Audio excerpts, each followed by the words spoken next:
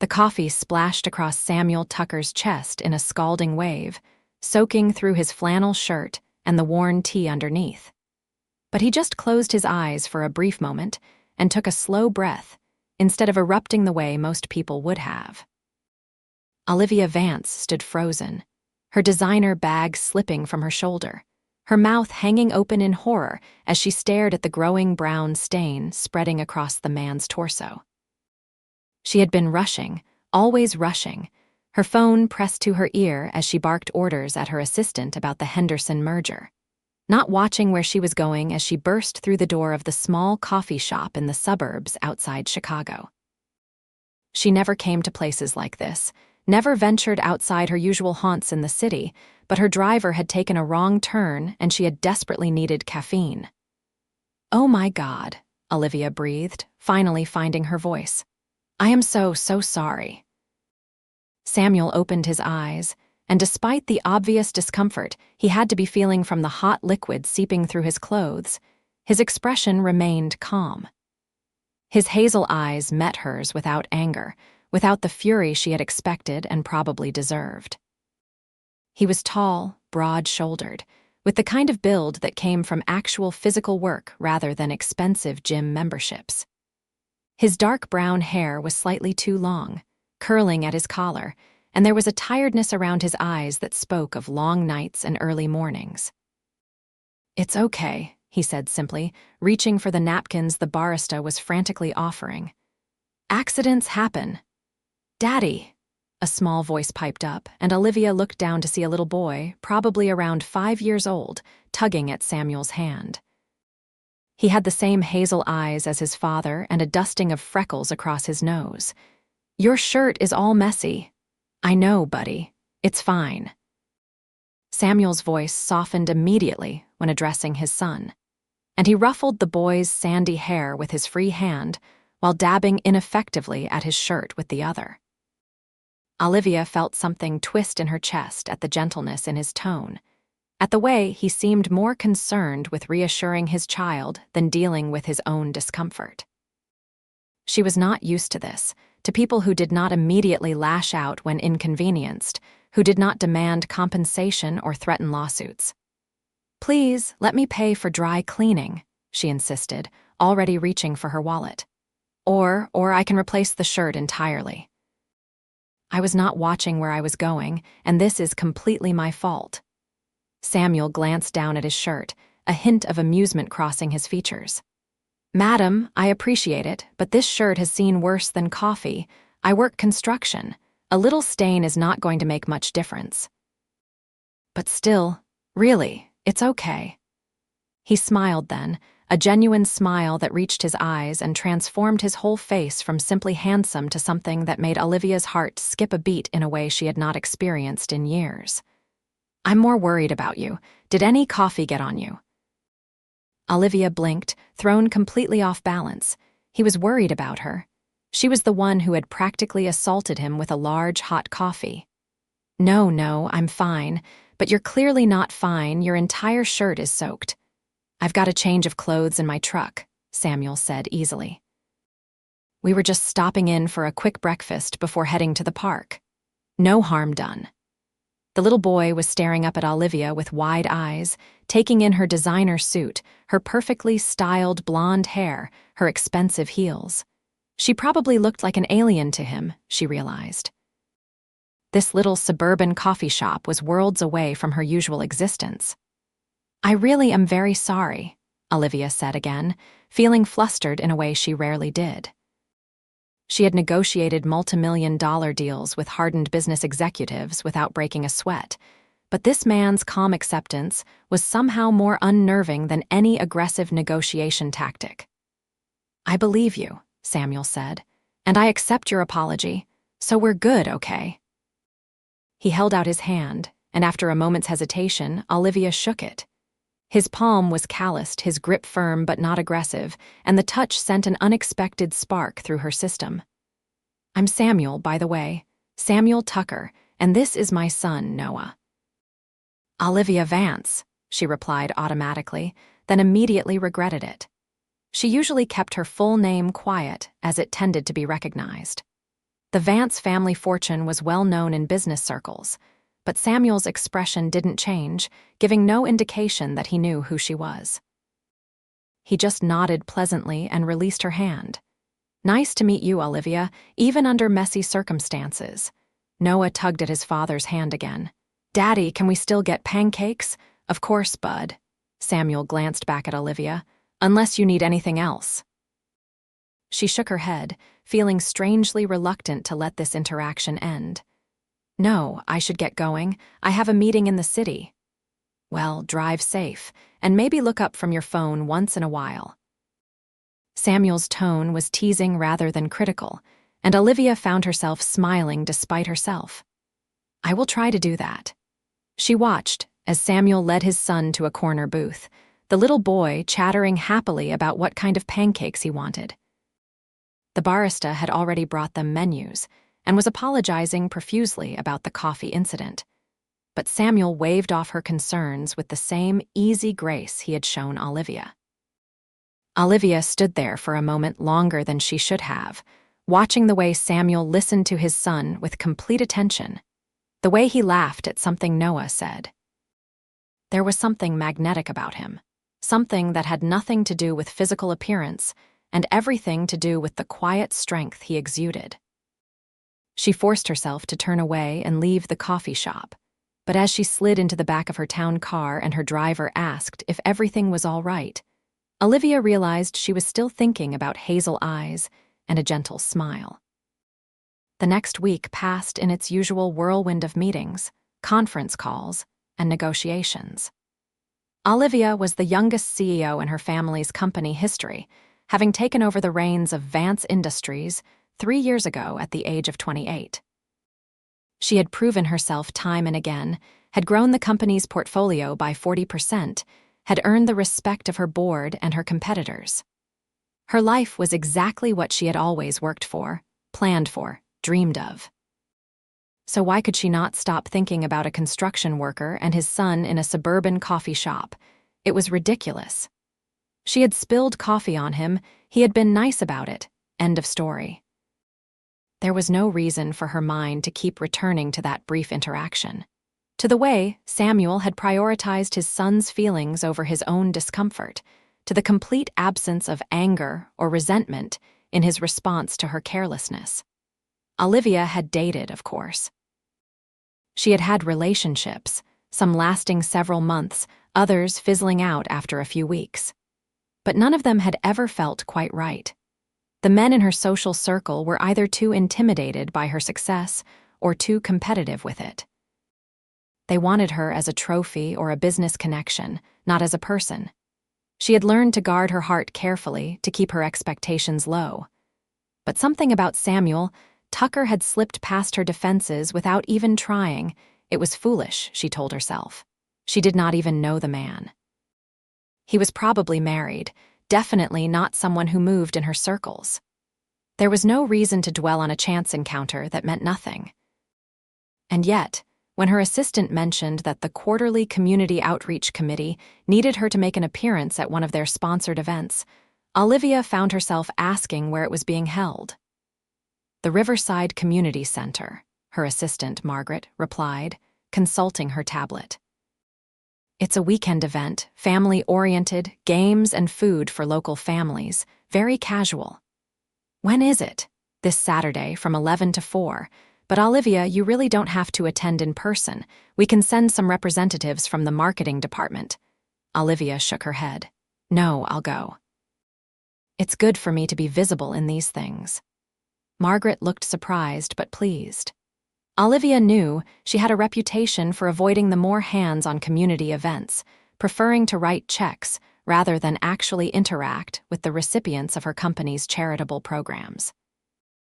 But something was pulling her toward this. A hope she barely wanted to acknowledge that maybe, just maybe, she might see Samuel and Noah again. Saturday arrived bright and clear, one of those perfect late spring days that made Chicago's brutal winters seem almost worthwhile. Olivia dressed carefully, trying to strike a balance between approachable and put together. She settled on dark jeans, a silk blouse, and a light cardigan with flats instead of heels. Looking at herself in the mirror, she barely recognized the casual version of herself staring back. The Riverside Community Center was buzzing with activity when she arrived. Families were everywhere, children running between game booths and food tables, parents chasing after toddlers or sitting in groups chatting and laughing. Olivia felt immediately out of place despite her casual clothes, but she forced herself to smile and greet the volunteers who rushed over when they recognized her. She made her rounds, speaking to organizers, thanking volunteers, posing for photos. The work was not unpleasant, just unfamiliar. She was better with boardrooms than bounce houses. But everyone was so genuinely grateful for Vance Industries' sponsorship that Olivia felt a warm glow of satisfaction she rarely experienced in her day-to-day business dealings. She was watching a group of children decorate cookies when she heard it, a laugh that somehow carried over the general noise of the crowd. Her head turned instinctively, and her heart gave that same strange skip as it had a week ago. Samuel Tucker stood near the face painting booth, Noah perched on his shoulders, both of them grinning at something. Noah had a butterfly painted on his cheek, and Samuel was pointing at one of the design options, clearly debating whether to get his own face painted. Olivia's feet were moving before she consciously decided to approach them. She wove through the crowd, her pulse quickening with each step, feeling absurdly nervous for someone who regularly presented to rooms full of hostile shareholders. "Excuse me," she said as she reached them, her voice coming out slightly breathless. "Do I know you too?" Samuel turned, and his eyes widened in recognition. That smile appeared again, the one that transformed his face. "The coffee lady. Noah, remember the lady from the coffee shop?" Noah peered down at her from his elevated position on his father's shoulders. "You're the one who made Daddy's shirt messy?" "I am," Olivia admitted, laughing despite her embarrassment. "And I am still very sorry about that, though your dad was very nice about it." "That's because Daddy never gets mad," Noah announced with the absolute certainty of a 5-year-old. "He says getting mad doesn't fix anything." "Your dad sounds very wise," Olivia said, looking up at Samuel. "Are you two enjoying the event?" "It's great," Samuel replied, reaching up to steady Noah as the boy squirmed. "We come every year. It's one of the best community things in the area. Noah's been planning his cookie decorating strategy for weeks." "I'm going to make a dinosaur," Noah declared. "A T-Rex with sprinkles." "That sounds amazing," Olivia said sincerely, and was rewarded with a gap-toothed grin. "Do you work here?" Samuel asked, his tone curious but not prying. Olivia hesitated. "Sort of. My company is one of the sponsors. I'm just here to, make an appearance." "Your company?" Samuel's brow furrowed slightly, and she could see him putting pieces together. "Vance. You said your last name was Vance. Vance Industries." There was no point in denying it. "Yes." She braced herself for the shift that usually came when people realized exactly how wealthy and powerful she was. The sudden deference, the awkwardness, the calculation in their eyes as they reconsidered every interaction through a new lens. But Samuel just nodded slowly, his expression thoughtful rather than changed. "That's impressive. This event means a lot to families around here. The company that sponsors it does a real service." "Thank you," Olivia said, surprised and oddly moved by the sincerity in his voice. He was not flattering her, just stating a fact as he saw it. "Daddy, I want to do face painting," Noah announced, squirming more insistently. Okay, hold on." Samuel carefully lowered his son from his shoulders, keeping a steady hand on the boy until his feet touched the ground. The casual competence of the movement, the automatic care, made Olivia's chest tighten. "Would you like to join us?" Samuel asked, looking back at Olivia. "I mean, if you're not too busy with sponsor duties." "I would love to," Olivia heard herself say. They stood in line together, Noah chattering between them about all the games he wanted to play and the cookies he was going to decorate. Samuel listened attentively, asking questions and making suggestions, but Olivia noticed he also kept scanning the crowd, always aware of his surroundings, always making sure Noah stayed close. The protective instinct was constant but not smothering, a practiced awareness that spoke of experience. "How old is Noah?" Olivia asked during a brief lull in the boy's monologue. "Just turned 5 last month," Samuel replied. "Kindergarten in the fall, I'm not ready for it." "I'm ready," Noah interjected. "I get to ride the bus." Samuel ruffled his son's hair affectionately. "I know you are, bud." "It's me who's struggling with it." "Is it his first time in school?" Olivia asked. "He went to preschool for 2 years, but this feels bigger somehow, more official." Samuel's expression was a mixture of pride and melancholy. "They grow up too fast." Olivia found herself wanting to know everything. Where Noah's mother was, whether Samuel was married or divorced or widowed. But she could not just ask those things, not in casual conversation at a community event. So instead, she asked, "You mentioned you work in construction." "Yeah, I'm a site supervisor for a residential building company. It's good work, steady. The hours can be long during busy season, but I'm lucky to have some flexibility. My boss understands that I've got Noah to think about. That must be challenging, balancing work and parenting on your own." Samuel glanced at her, and she worried she had overstepped, but he just nodded. "It is. Noah's mom passed away when he was a baby, cancer, so it's been just the two of us for a while now." "I'm so sorry," Olivia said softly, her heart aching for the little boy who would never remember his mother, for the man who had lost his partner so young. "Thank you. It was hard, really hard, but we've found our rhythm, haven't we, Noah?" "Yep." Noah agreed cheerfully, clearly too young to understand the weight of the conversation happening over his head.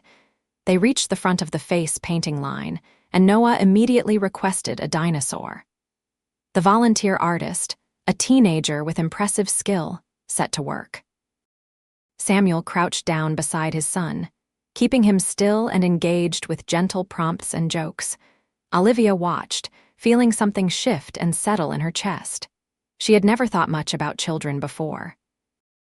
Her life had been so focused on career, on building and maintaining her position at the company, that family planning had always seemed like a distant future consideration. But watching Samuel with Noah, seeing the easy love between them, the way the boy trusted his father completely, and the way Samuel's whole world clearly revolved around his son's happiness, Olivia felt a longing she had never experienced before, not just for a child, but for this. For a partner who would be present and patient, for a love that was shown in actions rather than just words, for someone who faced life's challenges with calm strength instead of anger or blame. All done.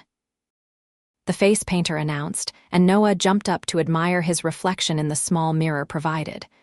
The dinosaur was rendered in green and orange, surprisingly detailed across his small cheek. "It's perfect," Noah crowed. "Daddy, look, it's a real dinosaur." "Very fierce," Samuel agreed solemnly. "Are you going to eat me?" Noah roared, a high-pitched attempt at ferocity that was more adorable than frightening, and Samuel played along, pretending to cower. Olivia laughed, genuinely delighted by their interaction. "Okay, what's next on the agenda?"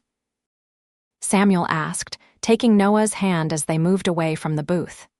"Cookies," Noah declared immediately. "Cookies it is." "Olivia, are you still joining us, or do you need to get back to your sponsor duties?" The sensible thing would be to make her excuses and leave. She had done her appearance, fulfilled her obligation. She had 100 other things she could be doing with her Saturday afternoon, but Olivia found she did not want to be sensible. "I would love to help decorate cookies," she said.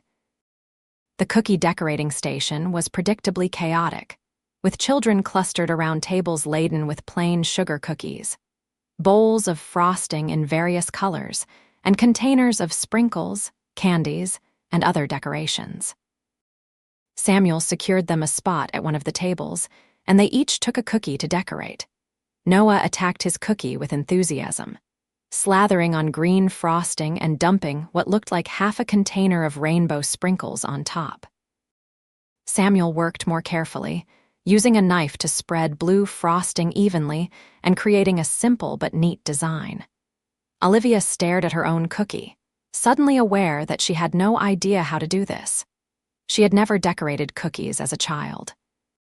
Her upbringing had been one of private tutors and etiquette lessons, not messy craft activities. Need some help? Samuel's voice was warm, amused but not mocking. I've never actually done this before, Olivia admitted. Samuel's eyebrows rose. Never. My childhood was different. More structured. Understanding crossed Samuel's face. Well, there's no wrong way to do it. Just pick a color and go for it. What if it looks terrible? Then it looks terrible. Noah's looks like a frosting and sprinkle explosion, and he's proud of it. That's what matters. Noah looked up from his creation, which was indeed quite messy. It's a dinosaur egg hatching. The sprinkles are the shell pieces. It's brilliant, Olivia said sincerely, and Noah beamed at her. She picked up a container of pink frosting and started spreading it carefully on her cookie. Samuel watched for a moment, then gently took the knife from her hand. Here, hold it at more of an angle. You're pushing too hard, you'll break the cookie. His hand guided hers briefly, showing her the motion, and Olivia was acutely aware of his warmth, his presence beside her. When he released her hand, she found she could breathe again. Better, she asked, trying the technique he had shown her. Perfect. See, you're a natural. They decorated cookies together, Noah providing running commentary on everyone's creations and the various games he wanted to play next. Other families came and went around them, and Olivia gradually relaxed into the experience. She made 3 cookies, each one slightly better than the last, and found herself laughing when Noah declared her final creation really pretty, like a princess would eat. As they were finishing up, a woman approached their table, a toddler balanced on her hip. Sam, I thought that was you. How are you doing? Samuel looked up and smiled. Hey, Jennifer, we're good. How's this little guy? Growing too fast. You know how it is. Jennifer's gaze slid to Olivia with undisguised curiosity. I don't think we've met. I'm Jennifer, one of Sam's neighbors. Olivia, she replied, shaking the woman's free hand. Nice to meet you. Olivia's the one who sponsored this event, Samuel said easily. We ran into each other, and she was kind enough to hang out with us for a bit. Oh, well, thank you for that. The kids look forward to this all year. Jennifer was still looking between them with interest, clearly trying to figure out the nature of their relationship. Sam, we're having a barbecue next weekend. You and Noah should come. You could bring a friend if you wanted. The invitation was not subtle, and Samuel's ears turned slightly red. I'll check our schedule and let you know. Great. Well, I should get this one to the bathroom before disaster strikes. Nice meeting you, Olivia. Jennifer hurried off, and Samuel rubbed the back of his neck, looking embarrassed. Sorry about that. The neighbors have been trying to set me up with someone for about 2 years now. They mean well. You haven't dated since your wife died. The question was too personal, but Olivia found she desperately wanted to know the answer. Samuel was quiet for a moment, wiping frosting off Noah's fingers with a napkin. A few times early on, but it never felt right, and Noah has to be my priority. I'm not going to bring someone into his life unless I'm sure they're going to stay, you know? He's already lost his mother. I won't let him get attached to someone else just to lose them too. The fierce protectiveness in his voice made Olivia's throat tight. That's very thoughtful. It's just being a dad. Samuel met her eyes, and something passed between them, an understanding, an acknowledgement of the attraction that was definitely mutual. But Noah won't be 5 forever. Someday I'll figure out how to balance it all. I think you're doing an amazing job already, Olivia said softly. Noah, oblivious to the weight of the adult conversation, tugged at Samuel's sleeve. Daddy, can we go play the balloon game? Sure, bud. Samuel stood, then hesitated. Olivia, do you have a business card or something? I'd like to stay in touch if that's okay. Maybe we could get coffee sometime, you know, without anyone spilling it. Olivia's heart soared. She fumbled in her small purse and pulled out one of her personal cards, the ones with just her name and cell phone number, not her business contact information. I would really like that. Samuel took the card carefully, like it was something precious. Great, I'll call you. They said their goodbyes, and Olivia watched Samuel and Noah disappear into the crowd before forcing herself to return to her sponsor obligations. But for the rest of the afternoon, she found herself smiling for no reason, replaying every moment of their interaction. He called 2 days later, just as Olivia was leaving a particularly tedious board meeting. She saw his name on her screen and stepped into an empty conference room for privacy. "Hello. Hey, Olivia, it's Samuel. Is this a bad time?" "No, not at all. I'm glad you called." "I've been thinking about what you said about getting coffee. Are you free this Saturday? I was thinking we could try that coffee shop where we first met for symmetry, but this time I'll try to avoid wearing the coffee." Olivia laughed. "Saturday works perfectly. What time?" "How about 10? Noah will be with his grandparents for the day, so I'm a free man." They confirmed the details and hung up, and Olivia realized she was grinning like a teenager. Margaret, passing by the conference room, did a double take at her expression. "Are you feeling all right?" her assistant asked. "I'm great," Olivia replied. "Absolutely great." Saturday morning, Olivia changed outfits 4 times before settling on jeans, a soft sweater, and minimal jewelry.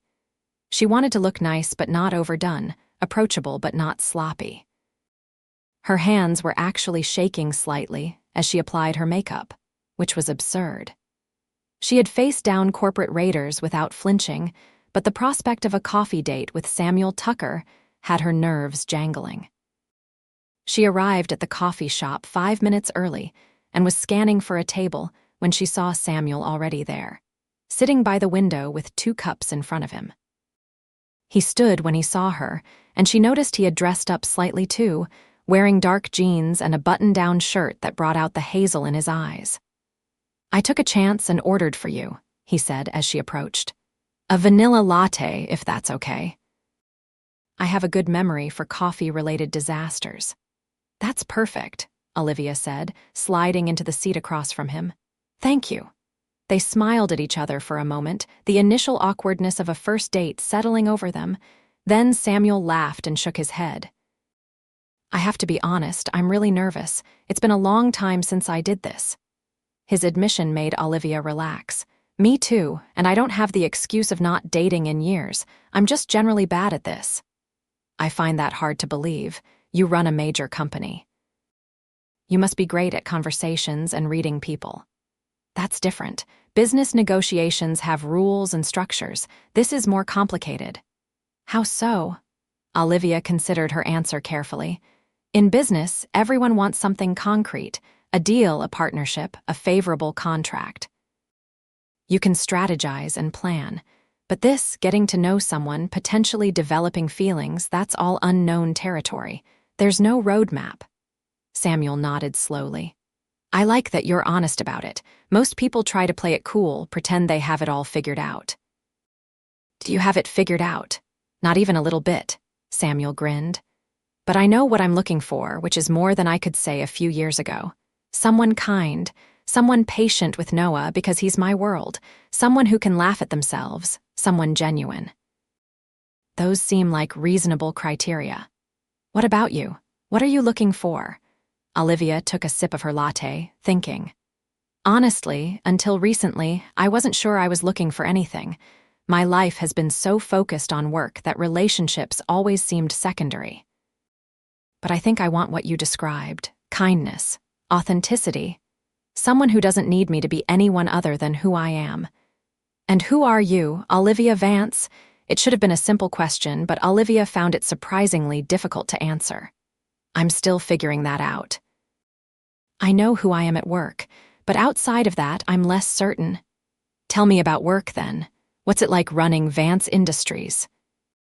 So Olivia told him, trying to make it interesting, explaining the various divisions of the company, the challenges of managing such a large operation, the satisfaction of successful deals, and the frustration of setbacks. Samuel listened attentively, asking intelligent questions that showed he was genuinely interested. "It sounds incredibly demanding," he said when she finished. "How do you handle the stress?" "Not well, historically," Olivia admitted. "I tend to just work more when things get stressful, which isn't exactly healthy." What about you? What's it like being a site supervisor? Samuel's face lit up as he talked about his work. The satisfaction of seeing a project come together, the camaraderie with his crew, the challenges of managing timelines and budgets and personalities. He was passionate about what he did without being arrogant, proud of his work in a quiet, genuine way. They talked for over an hour before Olivia realized how much time had passed. The conversation flowed easily, moving from work to hobbies to favorite movies to childhood memories. Samuel was an excellent listener, giving her his full attention in a way that made Olivia feel truly seen and heard. And when he talked, she found herself fascinated by the details of his life, so different from her own but rich with meaning and purpose. "I should tell you something," Samuel said as they were preparing to leave, their coffee cups long empty. "I looked you up after we exchanged numbers. I wanted to know what I was getting into." Olivia's stomach tightened. "And what did you find?" "That you're impressive as hell. Youngest CEO in your company's history. Grew the business by 40%, negotiated some massive deals. You're kind of intimidating, to be honest." "Does that bother you?" Samuel shook his head. "No, but it makes me wonder what you're doing here with me. I mean, I'm just a guy who builds houses. I live in a 3-bedroom ranch in the suburbs. I drive a 10-year-old truck. We're from completely different worlds." Olivia reached across the table and took his hand, the gesture bold but feeling right. "I'm here because when you spilled coffee all over yourself, you didn't yell at me. You didn't demand anything or make a scene. You just cleaned up and moved on, and then you smiled at me like it was no big deal, like being kind was the most natural thing in the world. Do you know how rare that is?" Samuel's fingers curled around hers. "Being decent to people shouldn't be rare." "But it is. Especially in my world. People are nice to me because of what I can do for them, not because of who I am. You didn't even know who I was, and you were still kind. That matters more to me than whether you drive a new truck. I'm still not sure I understand, but I'm glad you're here." "Me too." They left the coffee shop together, and Samuel walked her to her car. The morning had turned into early afternoon, warm and bright, and Olivia was reluctant for the date to end. "Can I see you again?" Samuel asked, echoing her thoughts. "Maybe dinner next time. We could go somewhere that serves actual food." "I would love that, but I have to warn you, my schedule can be unpredictable. I might have to cancel if something comes up at work." "I get it. Just give me as much notice as you can." "My schedule is flexible, but I need to arrange childcare when Noah is not with his grandparents." "How often does he see them?" "Most Saturdays. They're my late wife's parents, and they love spending time with him. It's good for all of them." Olivia nodded, appreciating again Samuel's thoughtfulness in maintaining that connection for his son. "You're a really good dad." Samuel looked down at their still joined hands. "I try. It's the most important job I've got." Before she could overthink it, Olivia stepped closer and kissed his cheek. Samuel's eyes widened in surprise, then softened. He lifted his free hand to touch her face gently, his thumb brushing across her cheekbone. "Can I call you tomorrow?" he asked softly. "Please do." They separated reluctantly, and Olivia drove home feeling lighter than she had in years. Her penthouse apartment suddenly seemed too large and too empty, the silence oppressive rather than peaceful. She had always valued her space, her independence, but now she found herself imagining what it would be like to come home to someone, to share the details of her day with a person who actually cared. She was in trouble, she realized. She was falling for Samuel Tucker and falling fast. Over the next few weeks, they saw each other whenever they could manage it. Dinner dates, walks in the park, a movie one evening. Every interaction deepened Olivia's feelings, made her more certain that this was something special, something worth protecting and nurturing. Samuel was easy to be with, never demanding more than she could give, but always present when they were together. He told her stories about Noah, showed her pictures on his phone, shared the mundane details of his life with an openness that Olivia found refreshing. He did not try to impress her or change himself to fit what he thought she wanted. He was simply himself, steady and genuine. And slowly, carefully, he let her into Noah's life too. It started with brief encounters, running into them at the grocery store or the library, chatting for a few minutes before parting ways.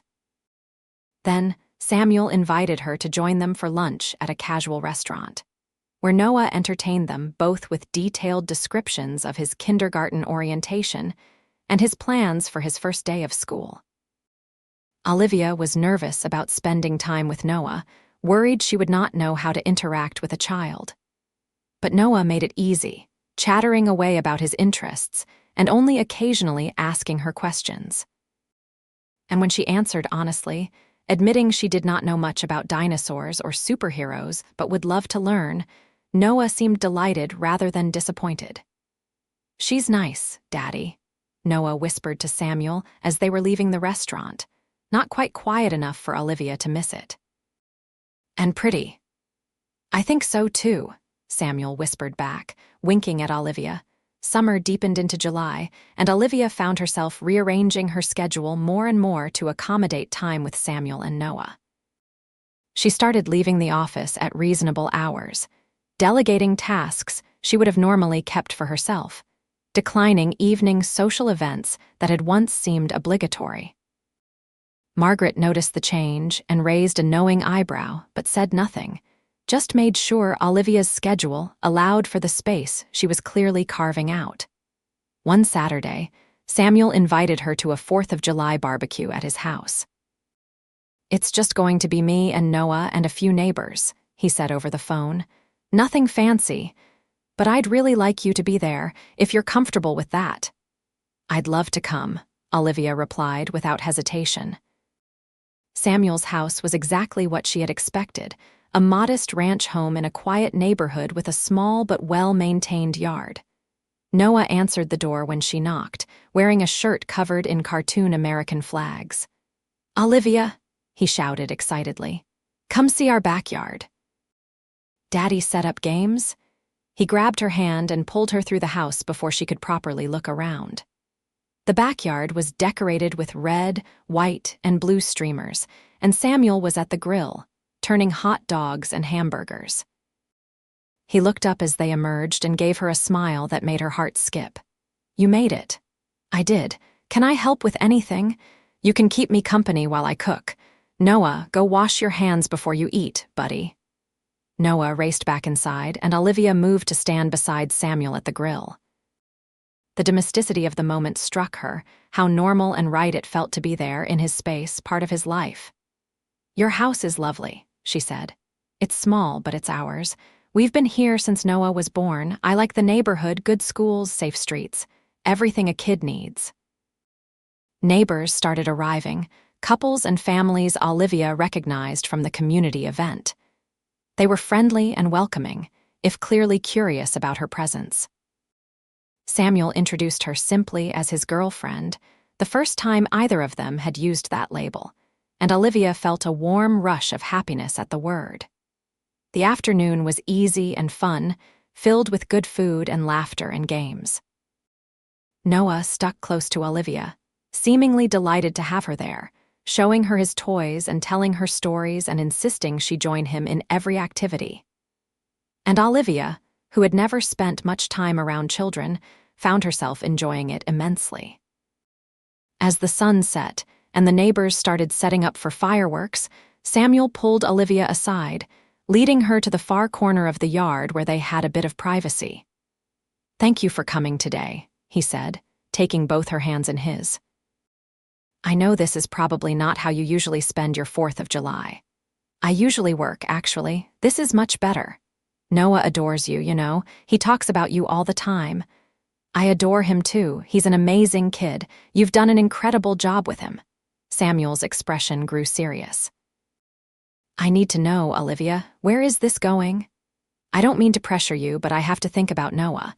If you're not sure about us, about potentially being part of his life long term, I need to know now, before he gets more attached." Olivia's heart was racing. This was the moment, the point where she had to decide if she was really all in. It would be easy to back away, to protect herself, to keep her life simple and uncomplicated. But looking at Samuel's face, At the hope and fear in his eyes, she knew there was only one answer she could give. "I'm sure," she said firmly. "I've never been more sure of anything. This is new for me, all of it. I've never been part of a family like this. But I want to be. I want to be with you, and I want to be part of Noah's life." Samuel let out a breath she had not realized he was holding. "I was hoping you'd say that." He kissed her then, soft and sweet and full of promise. It was not their first kiss, but it felt like a beginning, a commitment to something bigger than just the two of them. "Daddy, Olivia, come on, we're starting the fireworks." Noah's voice carried across the yard, and they broke apart, laughing. "We're coming," Samuel called back, then turned to Olivia. "Ready? Absolutely." They watched the fireworks together, Noah sitting between them, and Olivia felt a sense of belonging she had never experienced before. This was what she had been missing, she realized. Not just a relationship, but a family. People who cared about her for who she was, not what she could give them. A place where she could be herself, flaws and all, and be accepted. As summer progressed into August, Olivia and Samuel's relationship deepened. They navigated the challenges of blending their very different lives, finding compromises and solutions. Olivia started working from home more often, setting up a small office in her apartment where she could take calls and handle emails while still having flexibility to see Samuel and Noah. Samuel adjusted his schedule when he could, occasionally bringing Noah by Olivia's office building after work so they could grab dinner together. Noah's first day of kindergarten arrived, and Samuel was a nervous wreck. Olivia came over early that morning to help, making breakfast while Samuel double-checked Noah's backpack for the 10th time. "Daddy, I'm ready," Noah announced, appearing in the kitchen in his carefully chosen outfit. "Can we go now?" "We have 20 minutes still," Samuel said, checking his watch. "Let's eat breakfast first." Olivia watched as Samuel tried to hold it together, clearly emotional about this milestone. She squeezed his hand under the table, a silent gesture of support, and he gave her a grateful smile. They both drove to the school with Noah, Samuel in his truck and Olivia following in her car. The parking lot was chaos, filled with parents and excited or nervous children. They walked Noah to his classroom together, and Olivia's chest tightened at the sight of Samuel crouching down to Noah's level for last-minute reassurances. "You're going to have a great day, bud, and I'll be right here to pick you up when it's over, okay?" "Okay, Daddy." Noah threw his arms around Samuel's neck, then turned and hugged Olivia too. "Bye, Olivia." "Have fun, Noah. Tell us all about it later." They watched as Noah ran into the classroom, joining a group of other children already playing with blocks. The teacher gave them a reassuring smile and a wave, then gently closed the door. Samuel stood there for a long moment, staring at the closed door, his jaw tight. Olivia slipped her hand into his. "He's going to be fine," she said softly. "I know, it's just hard. He's growing up so fast." They walked back to their cars together, and Samuel pulled Olivia into a hug in the parking lot, holding her tightly. "Thank you for being here. This would have been so much harder alone." "You're not alone anymore," Olivia replied, meaning it with every fiber of her being. September brought cooler weather and a new rhythm to their lives. Noah loved kindergarten and came home every day bursting with stories about his teacher, his classmates, the things he was learning. Samuel and Olivia fell into a pattern of dinners together several nights a week, either at Samuel's house or at restaurants. Sometimes just the two of them when Noah was with his grandparents, more often as a trio. Olivia found herself thinking about the future in ways she never had before. She imagined holidays together, vacations, the everyday mundane moments that made up a life.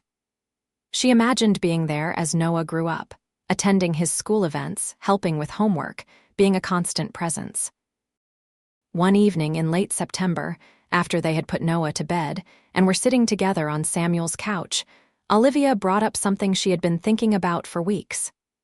"I want to talk to you about something," she started, suddenly nervous. Samuel turned to face her, giving her his full attention.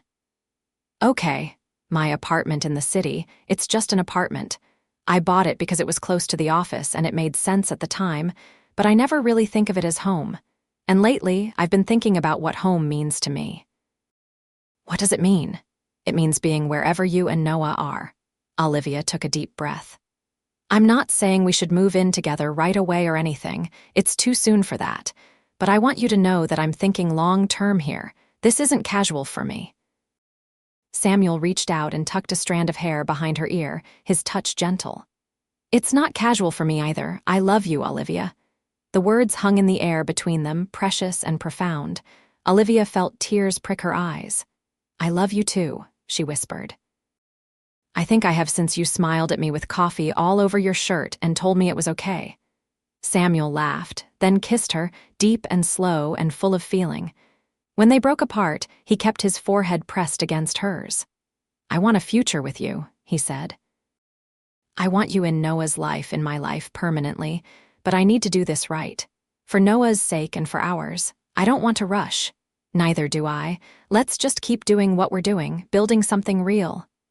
That sounds perfect. October arrived with falling leaves and cooler temperatures.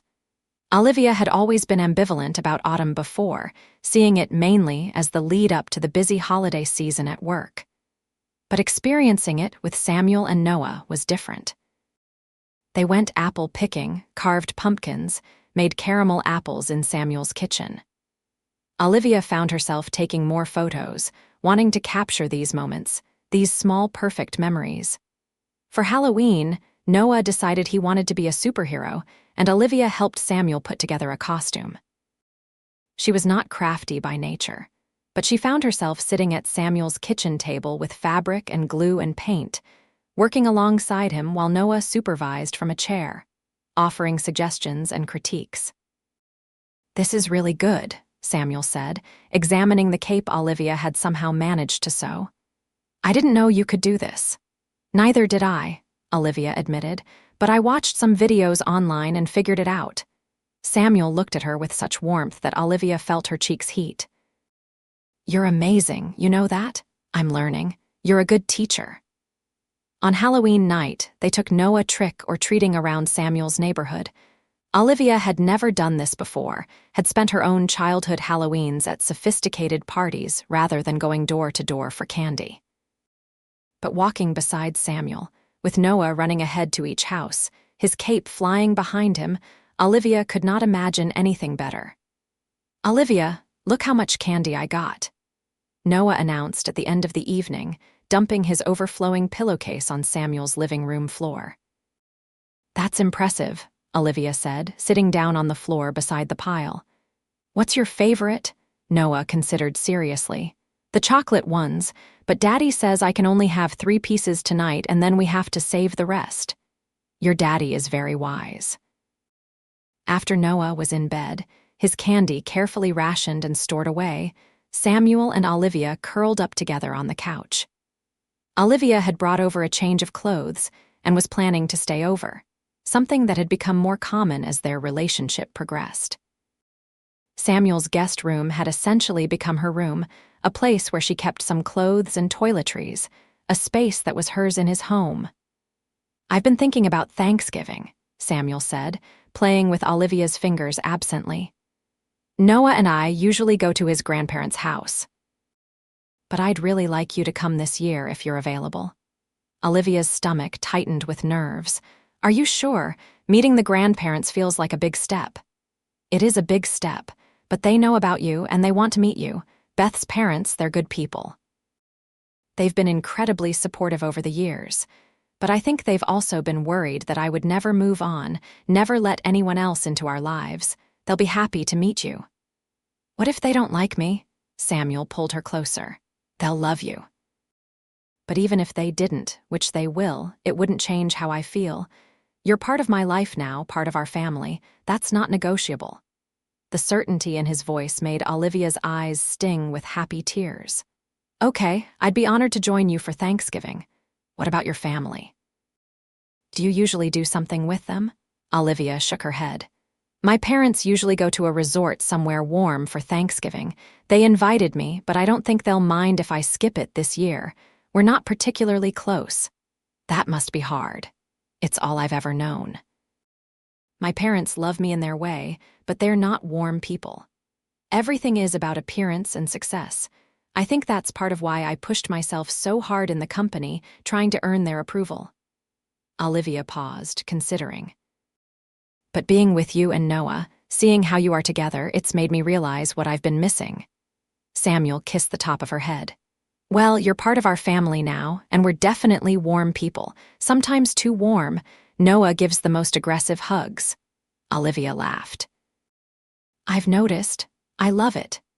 Thanksgiving arrived faster than Olivia expected. She was nervous as they drove to the grandparents' house, a neat colonial in a suburb about an hour away. Samuel kept glancing over at her as he drove, Noah chattering in the backseat about what foods he hoped would be served. You okay? Samuel asked quietly during a lull in Noah's monologue. Just nervous. I want them to like me. They will, just be yourself. Beth's parents, Robert and Linda, opened the door before they could knock, clearly having been watching for their arrival.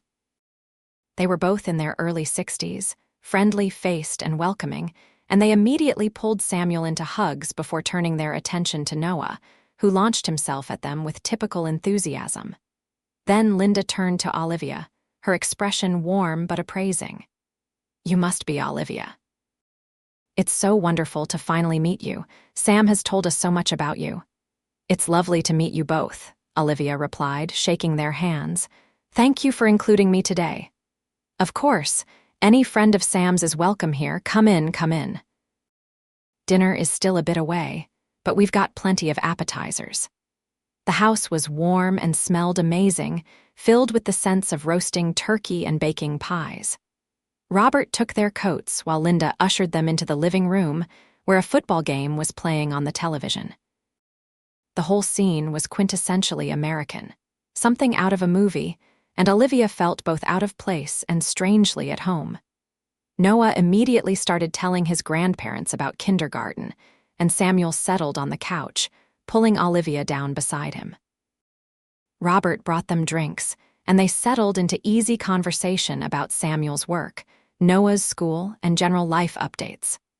Olivia was acutely aware of Linda watching her, not obviously or rudely, but with a grandmother's careful attention. She could understand it.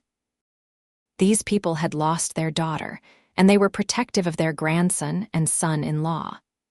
Olivia would have to prove herself worthy of being part of this family. During a moment when Samuel and Robert were focused on the football game and Noah was distracted by his tablet, Linda gestured for Olivia to follow her into the kitchen. Can you help me with the rolls? Linda asked, though Olivia suspected this was more about having a private conversation than actually needing help. Of course. They worked in companionable silence for a moment, Linda shaping dough, while Olivia arranged the rolls on a baking sheet as directed. Sam is a good man, Linda said eventually, not looking up from her work. But I'm sure you already know that. He's the best person I've ever met, Olivia replied honestly. He loved my daughter very much. Beth was special, so full of life. Losing her nearly destroyed him. Olivia's throat tightened. I can't imagine. Linda finally looked up, meeting Olivia's eyes. I'm not trying to make you uncomfortable by talking about her, but I need you to understand what you're walking into. Sam has been through tremendous pain. And Noah, he'll never remember his mother, which breaks my heart every day. If you're going to be part of their lives, I need to know you're serious, that you understand the responsibility. I understand, Olivia said quietly.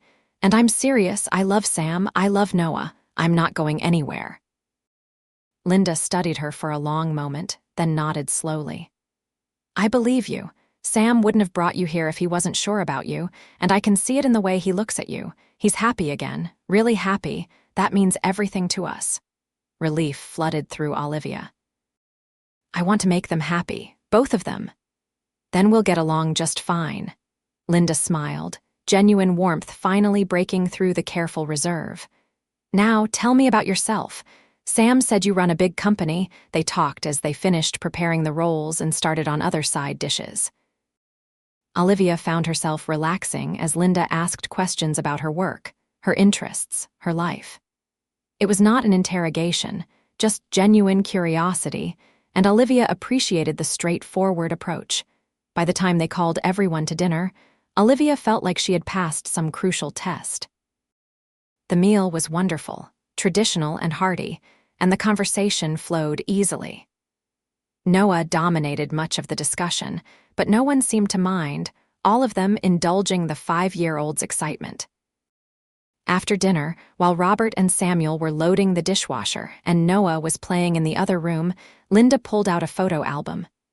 "Would you like to see some pictures of Beth?" she asked Olivia gently.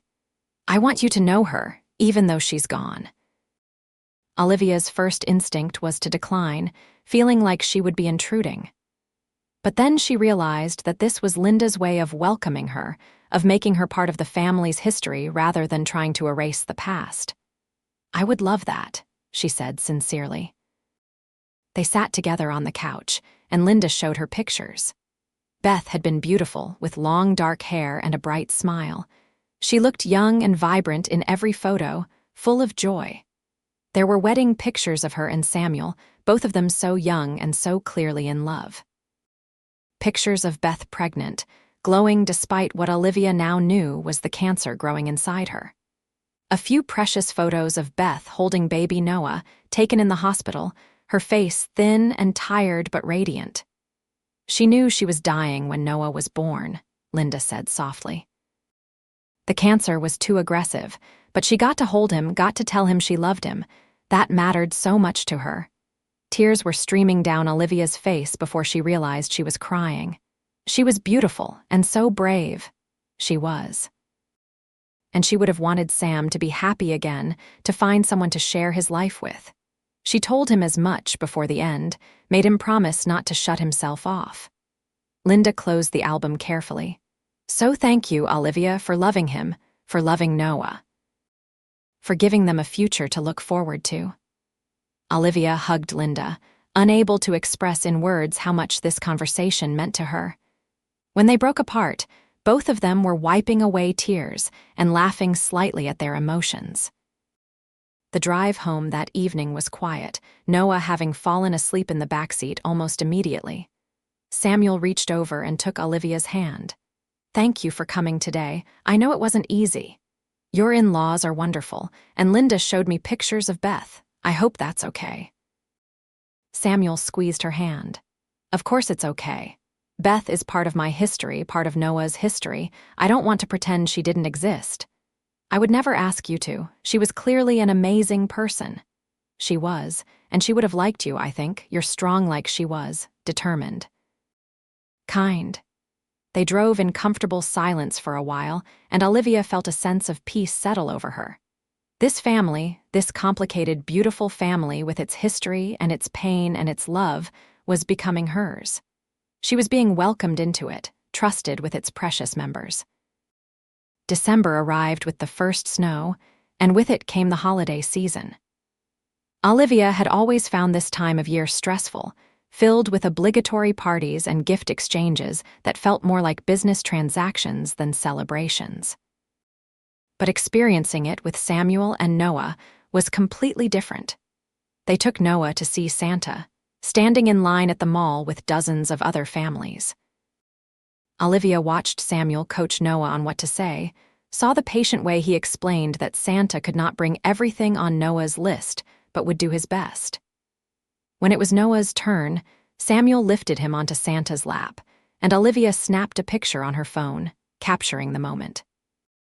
"What did you ask for?" Olivia asked Noah as they left, the boy clutching his candy cane from Santa's helpers. "A new bike and a superhero set, and for Daddy to be happy," Noah listed seriously. Samuel's eyes met Olivia's over Noah's head, and she saw the emotion there. "Your daddy is very happy," Olivia said softly. "So Santa must be doing a good job." They decorated Samuel's house together, hanging lights outside despite the cold, setting up a tree in the living room that Noah insisted on covering with every ornament they owned. Olivia bought special ornaments for each of them, personalized with their names, and added them to the tree. It was a small gesture, but seeing their names together felt significant. Christmas morning, Olivia woke up in Samuel's guest room to the sound of Noah's excited shouts. She pulled on a robe and padded out to the living room to find Noah bouncing with anticipation, Samuel trying to get coffee started before the present opening frenzy began. "Olivia, Santa came. Look at all the presents." Noah grabbed her hand and pulled her toward the tree. They spent the morning opening gifts, Noah's enthusiasm infectious, and then Olivia helped Samuel make a special breakfast while Noah played with his new toys. The domesticity of it all, the comfortable rhythm they had developed, made Olivia's heart full. After breakfast, Samuel asked Noah to play in his room for a bit, and the boy complied, too absorbed in his new superhero set to question the request. Samuel led Olivia back to the living room, suddenly nervous. "I have one more gift for you," he said, pulling a small box from his pocket. Olivia's heart started racing.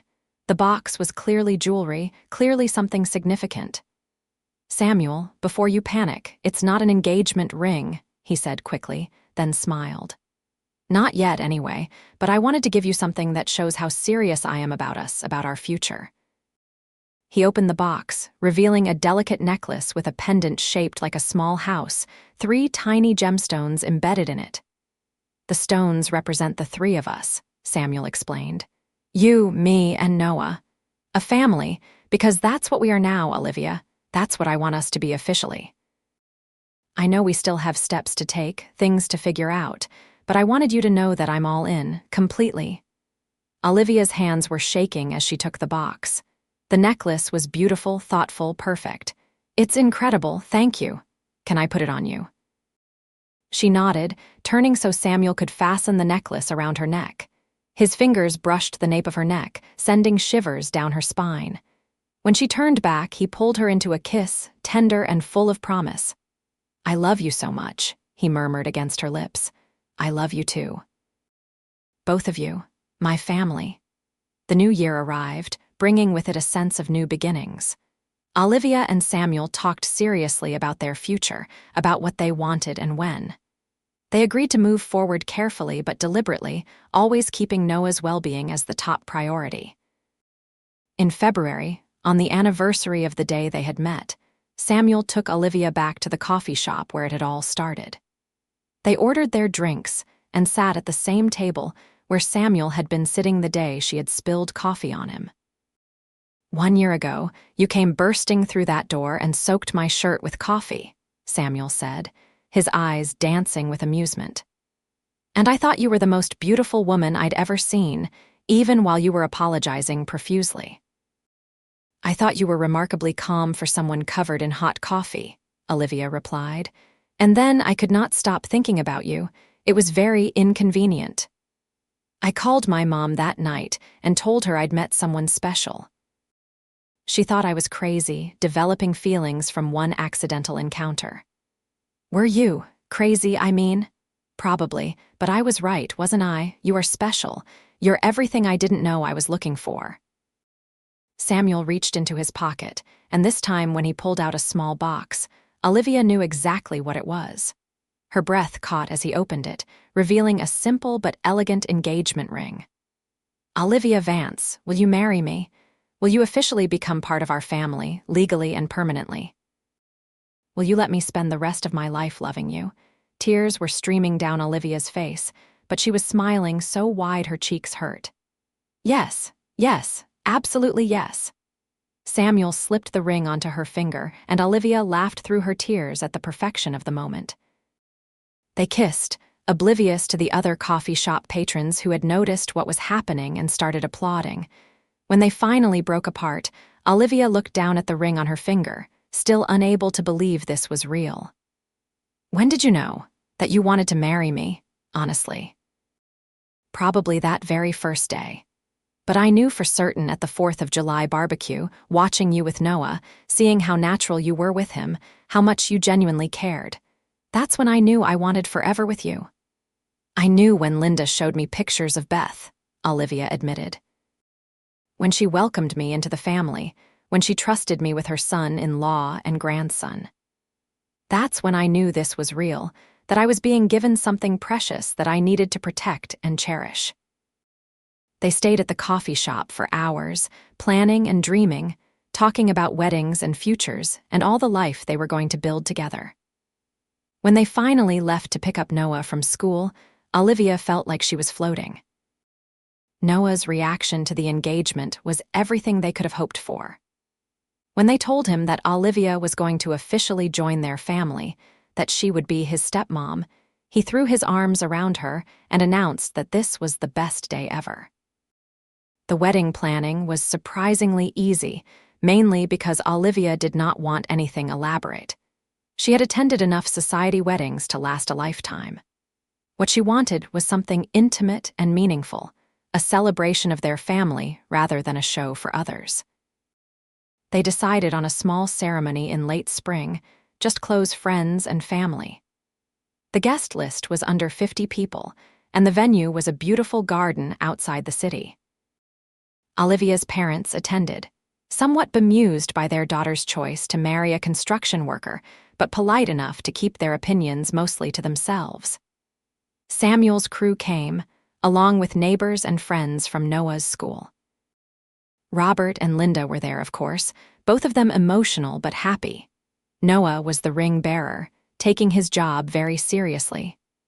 He walked down the aisle with careful steps, the rings secured to a small pillow, his face solemn with concentration. When he reached the front, he gave Samuel and Olivia a huge grin, and the assembled guests chuckled with delight. The ceremony itself was short but heartfelt. They had written their own vows, and Olivia found herself crying as she promised to love Samuel, to support him, to be a mother to Noah, to build a life filled with joy and purpose. Samuel's vows were equally emotional, his voice breaking as he promised to cherish her, to support her dreams, to be her partner in all things. When the officiant pronounced them married, they kissed to enthusiastic applause. But then, Samuel knelt down and called Noah over, and the three of them shared a family hug, creating an image that the photographer captured, and that would later hang in their home, a reminder of the moment they officially became a family. The reception was relaxed and fun, filled with good food and dancing and laughter. Olivia danced with Samuel, with Noah, with Robert, even with her father, who admitted somewhat stiffly that he was glad to see her so happy. As the evening wound down and they prepared to leave for a brief honeymoon, Noah asleep in Linda's arms after all the excitement, Samuel pulled Olivia close. "How are you feeling, Mrs. Tucker?" Olivia smiled at the name, still getting used to it. She had decided to take Samuel's last name, a gesture that had surprised her colleagues but felt right to her. Olivia Tucker, a new name for a new life. I feel perfect, absolutely perfect. They spent a week in a cabin by a lake, just the two of them, a rare opportunity to focus on each other without the demands of work or parenting. They talked about their future, about potentially expanding their family, about career adjustments and life goals. Samuel supported Olivia's ambitions at Vance Industries, never once suggesting she should scale back her career. And Olivia supported Samuel's work, understanding now how much pride he took in what he did. When they returned home, married and refreshed, they settled into their new life. Olivia had officially moved into Samuel's house, though they were already looking at larger properties that would give them more space. Her penthouse was on the market, and she found she did not miss it at all. Home was not a place anymore. Home was wherever Samuel and Noah were. Summer came again, marking over a year since they had officially started dating, almost 2 years since that fateful coffee shop encounter. They celebrated with another 4th of July barbecue, this one in their new house, a 4-bedroom colonial with a big backyard that they had closed on in June. The neighborhood kids ran around the yard while adults stood in clusters talking and laughing. Noah was the center of a group of children, his confidence having grown immensely over the past year. He called Olivia Mom now, had started doing so naturally about a month after the wedding, and every time Olivia heard it, her heart swelled. "You look thoughtful," Samuel said, coming up behind her and wrapping his arms around her waist. Olivia leaned back against him, watching the scene before them. I was just thinking about how different my life is now compared to 2 years ago, how much better it is. Any regrets? Not a single one. You. Only that I didn't spill coffee on myself sooner so we could have met earlier. Olivia laughed and turned in his arms to face him. I have something to tell you. Something in her tone made Samuel's expression shift from playful to serious. Is everything okay? Everything is wonderful. I'm pregnant. For a moment, Samuel just stared at her, processing the words. Then his face broke into the biggest smile Olivia had ever seen, and he picked her up and spun her around, both of them laughing. Really? We're having a baby. Really? I'm about 8 weeks along. I wanted to wait until after the first trimester to tell anyone, but I could not wait to tell you. Samuel set her down gently, his hands immediately going to her still flat stomach. This is incredible. Noah is going to lose his mind with excitement. Should we tell him tonight? Absolutely. Let's wait until after everyone leaves, make it a family moment. That evening, after the guests had departed and the yard was cleaned up, they called Noah into the living room. He bounced onto the couch between them, still hyped up on sugar and excitement from the day. What's going on? He asked, looking between them curiously. We have some news, bud, Samuel said, glancing at Olivia. You're going to be a big brother. Noah's eyes went wide. Really? You're having a baby? We are, Olivia confirmed. In about 7 months, you'll have a little brother or sister. That's so cool. Noah threw himself at both of them, hugging them fiercely. I'm going to teach them everything. I'll show them how to ride a bike and how to play superheroes and everything. I'm sure you'll be an excellent big brother, Olivia said, kissing the top of his head. That night, after Noah was asleep, Samuel and Olivia lay in bed together, his hand resting on her stomach. I can't believe we're doing this, Samuel said softly. Starting this new chapter. Are you worried about having another child? A little. It's been a while since Noah was a baby, and doing it with Beth was so overshadowed by her illness. But mostly I'm just excited to do this with you, to watch our family grow. I'm terrified, Olivia admitted. I don't know anything about being pregnant or having a baby. What if I'm terrible at it? Samuel pulled her closer. You won't be. You're an amazing mom to Noah, and you'll be an amazing mom to this baby too, and I'll be there every step of the way. The pregnancy was relatively smooth, despite Olivia's initial anxieties. She continued working, though she delegated more and started training her second-in-command to handle things when she went on maternity leave. Samuel was attentive and supportive, attending every doctor's appointment, rubbing her feet when they swelled, putting up with her bizarre food cravings. Noah was the most excited family member, constantly talking to the baby through Olivia's growing belly, making pictures to hang in the nursery they were preparing, helping pick out clothes and toys. In late February, on a snowy afternoon, Olivia went into labor. Samuel rushed her to the hospital, his calm demeanor slipping slightly in the face of his wife's pain. But he held her hand through every contraction, coached her breathing, wiped the sweat from her face, and told her how strong she was, how proud he was of her. Their daughter was born just after midnight, a healthy 7 pounds with a head full of dark hair and her father's hazel eyes. They named her Emma Grace Tucker, and when Samuel placed her in Olivia's arms for the first time, Olivia understood every sacrifice, every choice that had led her to this moment. She's perfect, Olivia breathed, unable to look away from her daughter's tiny face. She is. You did so good, Olivia. I love you so much. I love you too. They brought Emma home 2 days later, and Noah was waiting with Linda and Robert, practically vibrating with anticipation. When he saw his baby sister, his face transformed with wonder. She's so small, he whispered, approaching carefully. Can I hold her? Samuel showed him how to sit safely, how to support Emma's head, and then carefully placed the baby in Noah's arms.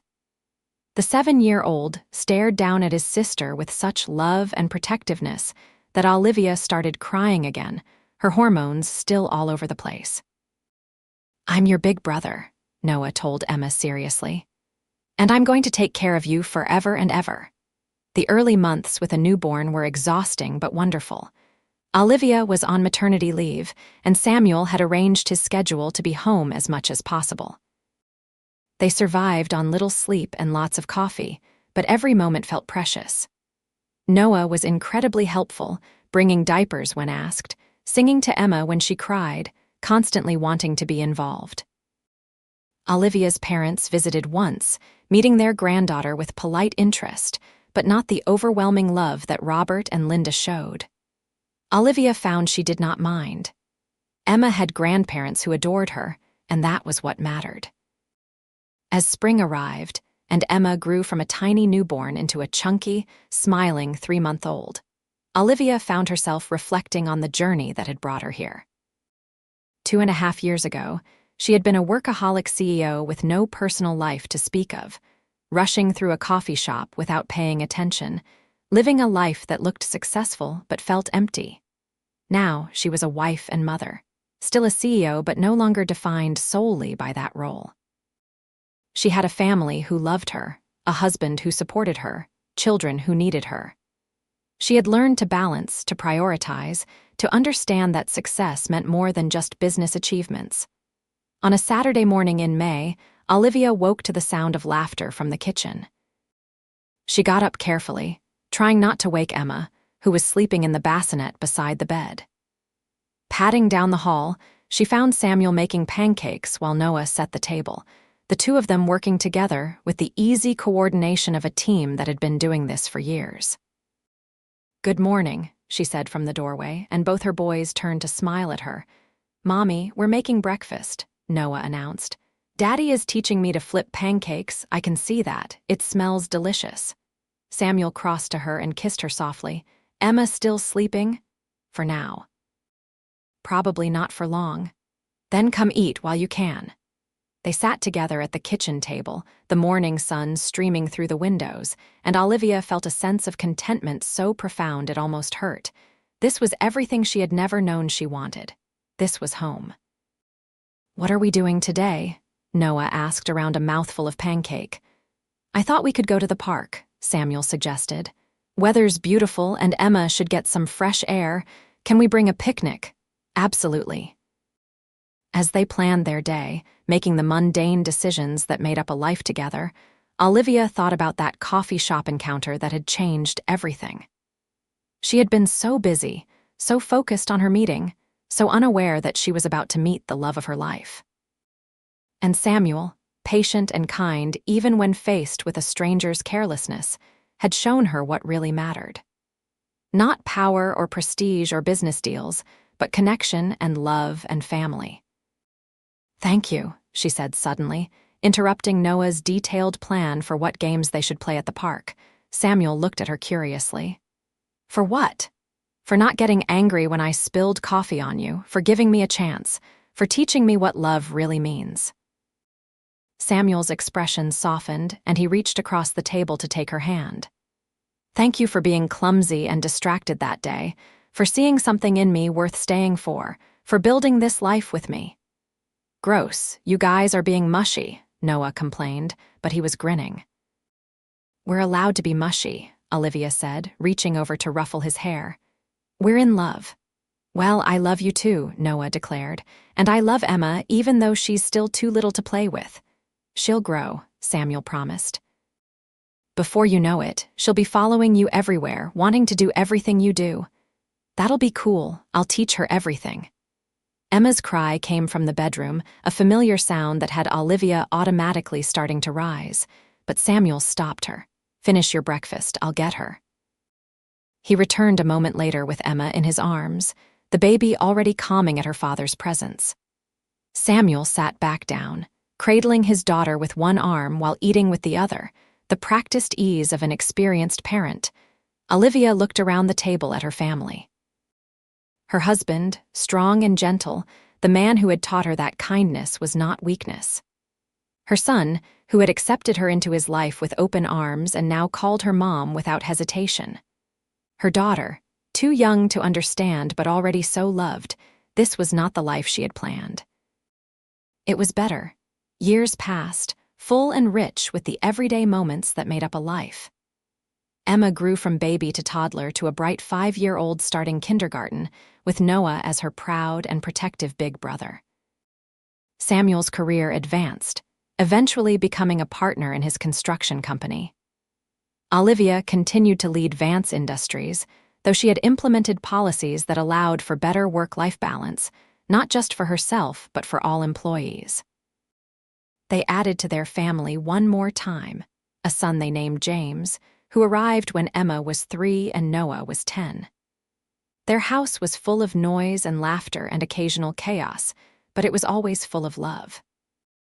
On their 10th anniversary, Samuel took Olivia back to that coffee shop, which had since become a family tradition for special occasions. They sat at their usual table, older now but still so clearly in love. "Do you ever wonder what would have happened if we hadn't met that day?" Olivia asked, sipping her vanilla latte. "Sometimes. But then I remember that I don't believe in coincidence. I think we were meant to find each other, one way or another. Maybe it wouldn't have been spilled coffee, maybe it would have been something else, but I think we would have found our way." I like that thought. Destiny? Do you have any regrets about leaving the single CEO life behind for this? Olivia reached across the table and took his hand, the gesture as natural and necessary as breathing. "Not for a single second. You gave me everything I didn't know I needed. A family. A home. Love. The chance to be more than just my job. You gave me that too. You gave Noah a mother when he desperately needed one. You gave me a partner when I thought I'd spend the rest of my life alone. You completed our family and then expanded it in ways I never imagined." They sat in comfortable silence for a moment, just being together in the place where it had all started. "Should we get going?" Samuel finally asked. "The kids are with Linda and Robert, but we should probably pick them up before they get too spoiled." "Probably. Though I think that ship has sailed with the grandparents." They stood to leave, and as they walked out of the coffee shop hand in hand, Olivia caught their reflection in the window. Two people who had found each other by accident and had built something beautiful and lasting through intention and love. The coffee stain on Samuel's shirt that first day had washed out, as stains do. But the impression he had made on Olivia's heart, the calm acceptance and gentle strength that had drawn her to him instantly, that had only deepened with time. They drove home to their children, to the life they had built together, to all the moments still waiting for them. And Olivia knew, with absolute certainty, that she would spill that coffee 1,000 times over if it meant ending up exactly where she was. Home. Finally and completely home.